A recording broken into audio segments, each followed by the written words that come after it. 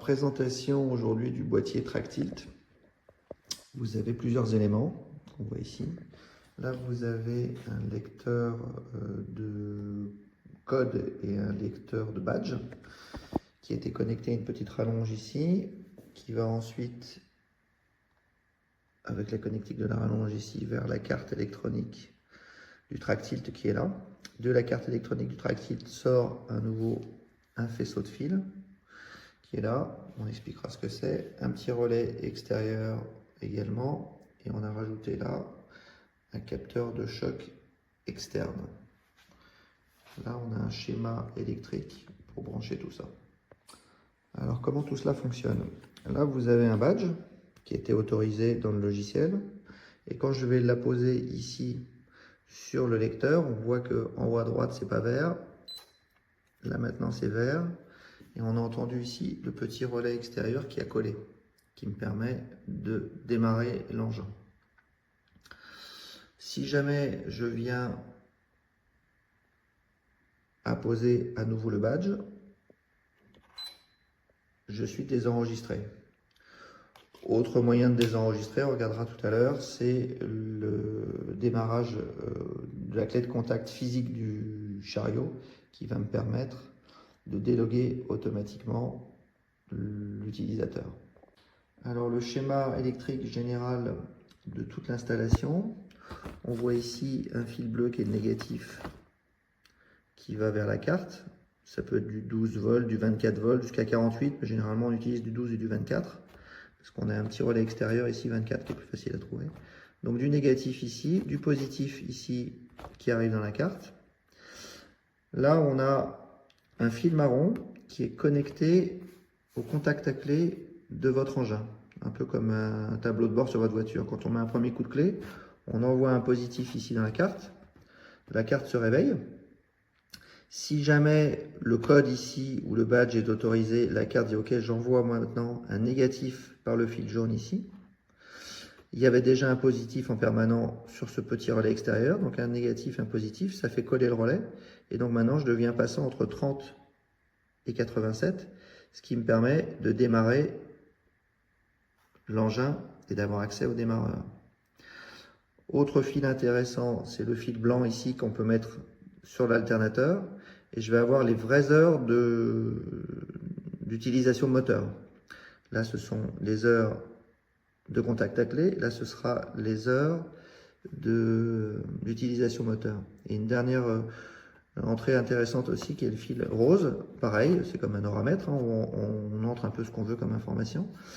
Si on la met sur un contact siège, par exemple, du cariste, on va avoir le nombre d'heures réelles pendant lesquelles le cariste est assis sur son siège. Donc évidemment, ça peut être différent. Il peut avoir juste mis un contact à clé et il est parti. Si jamais il est bien resté sur son siège, le rose compte. Et si jamais il a bien démarré son moteur, ici, le blanc compte. Alors les positionnements physiques de tous ces éléments, ça c'est le lecteur de badge, et ben, il faut le mettre dans la cabine du conducteur pour qu'il puisse y avoir accès facilement. La carte électronique ici, elle, il faut qu'elle soit sur une partie solidaire du châssis parce qu'il y a un capteur de vibration qui va nous permettre de savoir quand le chariot bouge, etc. Donc à mettre sur une partie solidaire, on va dire, de l'engin. Et ce capteur de choc, lui, évidemment, sur une partie solidaire de l'engin, parce que c'est lui qui va enregistrer les chocs. Il peut être mis dans toutes les directions parce qu'il est omnidirectionnel. Il peut être mis la tête en bas, comme vous voulez, mais que ce soit bien solidaire du châssis. Et si jamais j'ai un choc, là on a vu un petit LED rouge qui s'est allumé.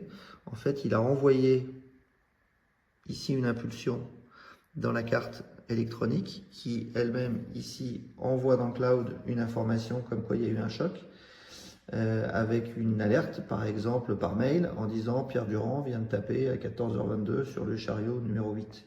Donc vous avez un suivi de vos chocs en direct par email si vous le souhaitez. Le petit relais extérieur ici, ça vous le mettez un petit peu où vous voulez. On va voir à quoi ça sert. Alors comment fonctionne ce petit relais extérieur? On a vu qu'il y avait un négatif ici par le jaune qui allait être envoyé par la carte. On a un positif ici permanent qui est déjà connecté à la batterie du chariot. Et on va l'entendre claquer quand je mets le petit badge. Clac. Ici, ça veut dire que maintenant, je suis passant sur les deux autres repères qui sont là, qui sont les repères 30 et 87. Et c'est ça qui va me permettre de démarrer parce que j'ai un badge autorisé. Et quand je vais avoir fini de travailler, on a entendu le relais ici qui a décollé. Et je ne suis plus passant entre 30 et 87, donc j'ai plus accès au démarreur. Alors le réglage du capteur de choc, on a vu que ce capteur de choc, c'était un capteur de choc à seuil, et si jamais je dépassais le seuil autorisé, ça envoyait une impulsion qui est envoyée par la carte et qui me permettait de savoir qui avait créé ce choc anormal. Le conseil, donc ça se tourne avec un petit tournevis ici, là. Là, ici, je suis à 13 heures. C'est le réglage de base, et après vous pouvez, en fonction de vos besoins, augmenter le niveau de choc en allant vers la droite, dans le sens des aiguilles d'une montre. Et si jamais je veux réduire le niveau de sensibilité, je vais vers la gauche. Donc on va dire quand j'ai une grosse machine très sensible, on peut descendre le niveau de sensibilité parce que il faut déclencher sur un nombre de G assez faible.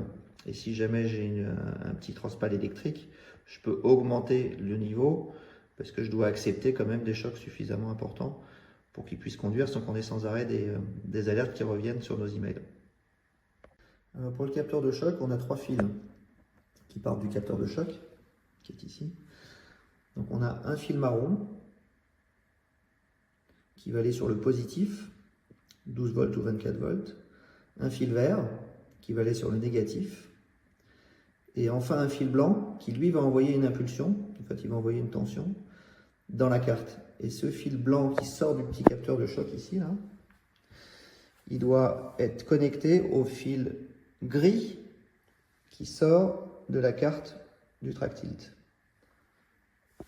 Donc là on voit le fil vert, le fil marron qui est là, voilà. Et le fil blanc, il est un peu dans le faisceau là, mais il est connecté au fil gris qui sort de cette carte. Donc autre cas de figure où je ne suis pas autorisé à démarrer mon engin. Donc là j'ai un badge numéro 3 par exemple qui n'est pas dans la liste des conducteurs autorisés. Et si jamais je le place devant le lecteur, on entend le petit bip. On voit ici que le LED vert c'est pas allumé, ça veut dire que je n'étais pas autorisé. Alors que si jamais je viens avec un badge autorisé, là on a entendu le relais qui a collé et on a vu le petit LED qui est passé au vert.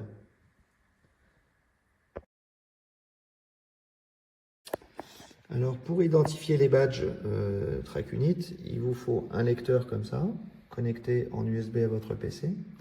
Et après il suffit simplement d'ouvrir un petit fichier texte comme ceci. On prend le badge, on le lit, et maintenant on a le numéro de série du badge qu'on va pouvoir reporter dans le logiciel.